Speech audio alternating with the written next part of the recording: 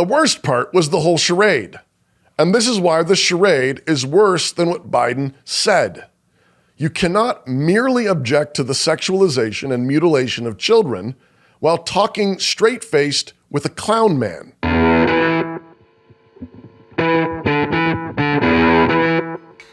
Introduction. It may seem like I talk and write about nothing else, but in my defense, they keep doing it. I'm well aware of the hammer and nail fallacy and the temptations of certain hammer-wielding fanatics to see the whole world as nothing but nails. But there is also the possibility that in this fanatical world of ours, that there could be madmen going around tapping nails into boards and railings and leaving them there exposed, waiting to catch on any unsuspecting sweater that comes by. In such a world, it wouldn't be a fallacy to be a man with a hammer. It would be a noble necessity.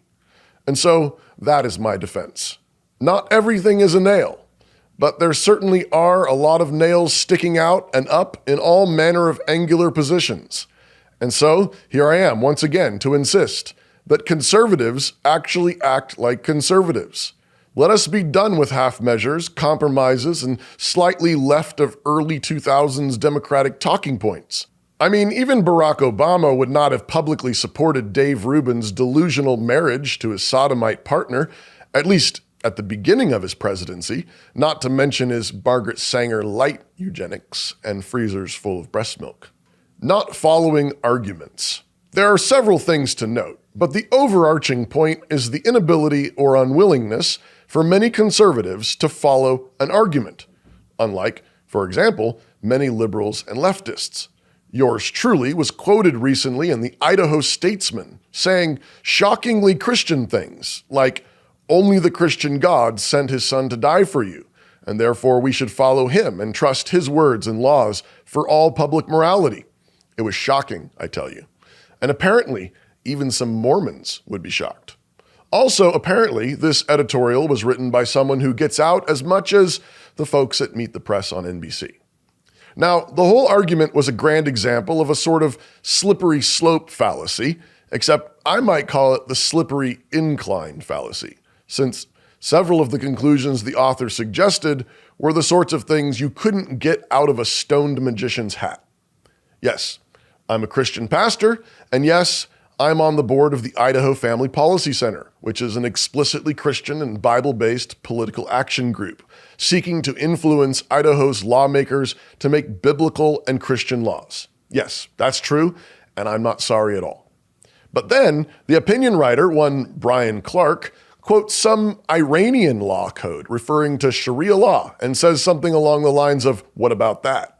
And we might just as easily quote Charlie Brown or Charlie Chaplin back to him and ask him the same, "What about that?" You see, in order to make arguments, the ideas have to actually, connect. Let me make the point very carefully and clearly.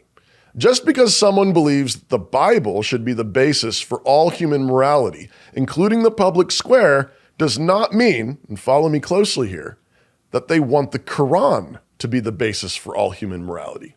See, what Mr. Clark failed to remember is that these are two completely different books, two completely different religions, and the one that condones violence and genital mutilation is not Christianity. Speaking of which political party is openly defending unlimited access to gender-destroying treatments and surgeries? Oh, that's right. It would be the Democrats and their dutiful assistants, spineless Republicans. The secular neutrality fallacy. Now, the real fallacy that Mr. Clark is engaged in is the secular neutrality fallacy. He's assuming that there is this spooky boogeyman called religion that is automatically coercive and fascist. But he, standing over there, is observing religionists from his non-religious, neutral, and ever so secular hideout, warning the citizens of Idaho of fell religion's approach. The problem with this, of course, is the fact that Mr. Clark is every bit as religious as the Idaho Family Policy Center, the Mormons, and Mr. Potato Head wearing a dress talking to Biden in the White House. More on that in a minute. And Mr. Clark can sputter and deny till the cows have come home and had a mind-numbing nightcap. But the fact of the matter is that everyone is religious. just as sure as everyone is human, just as sure as everyone has a mom, even if Dave Rubin is determined not to let his kids have one. Religious simply means that you have a worldview, a way of thinking about the world, a way of believing about the world. You may be atheist or agnostic, you may be a materialist and a secularist, but guess what? You believe that your vision of the world is true, and you live according to that belief. You may believe in science and democracy as your grounds and pillars of truth, but that is your religion. And by the way, that's the religion that is currently established in our public schools and halls of government, despite the fact that the First Amendment prohibits a religion being established. But I digress. Despite this secular neutrality fallacy, Mr. Clark did manage to connect a few dots better than most Republicans. He is correct that a thoroughly biblical worldview denies that sexual immorality is good for human flourishing. He is correct that the Bible clearly condemns homosexuality, transgenderism, and gaudy clown cross-dressing as sinful, and in some cases criminal, just as nearly every law code in America recognized for about 200 years, until about 5 minutes ago. We are not promoting some new, novel vision for America. We simply want a Christian America that George Washington and John Adams would recognize and be proud of. But ever since so-called free love hit the scene, mass incarceration, drug addiction, and suicides have skyrocketed, not to mention riots, vandalism, burning police stations down, and drag queens twerking for kids. Sorry, your version of freedom looks like a lot more slavery and death. Mr. Potato Head in address. Speaking of spooky boogeymans, you may have seen that Halloween special that came to the White House, and it was a minstrel show mocking our mothers, wives, sisters, and daughters. Mr. Potato Head showed up in a dress doing blackface for women, and President Biden assured him, in his stream of consciousness sort of way, that he opposed all restrictions on genital mutilation surgeries and sex-sterilizing hormone therapies. Biden also said he supports open access to fentanyl for all toddlers. Okay, he didn't say that. But I have no idea why he wouldn't. If, for example, the CDC came out and said it was good for toddler mental health. As far as I can tell, this point, full access to life-destroying medical poisons and dismemberment, was the central target of most conservatives and Republicans. The clip that was shared and the shrieks that went up were almost entirely aimed at Biden's blathering about wanting children to be castrated, which, for the record, was horrific, disgusting, and appalling. I think he used the words morally wrong at some point in his stumbling soliloquy, and I almost threw up in my mouth. To call the right to burn, cut, and maim children for life any kind of moral right is raw madness. Again, if we're going to draw similarities between public policies and certain extremist religions, this would be the place to do it. But the worst part wasn't that. The worst part wasn't the stammering support of child genital mutilation. The worst part was actually the whole charade. The worst part was President Biden talking to Mr. Potato Head in a dress, who began by saying it had been some number of days since he had begun cross-dressing, and Biden made some inane comment about these people being great and brave. He also said it reminded him of that one time when he signed the Declaration of Independence and his dad said to him, "Hey, Joey, nice job signing the Declaration of Independence," or something like that. Sorry, where was I? Oh, right. The worst part was the whole charade. And this is why the charade is worse than what Biden said. You cannot merely object to the sexualization and mutilation of children while talking straight-faced with a clown man.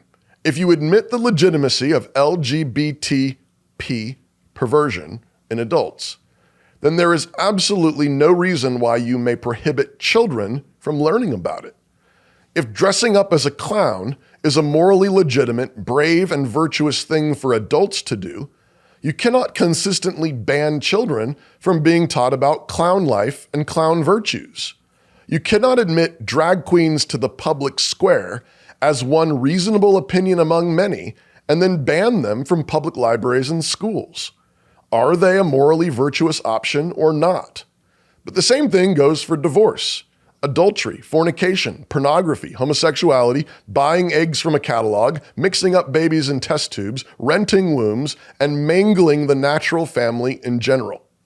But piles of Republicans are unwilling to connect the dots.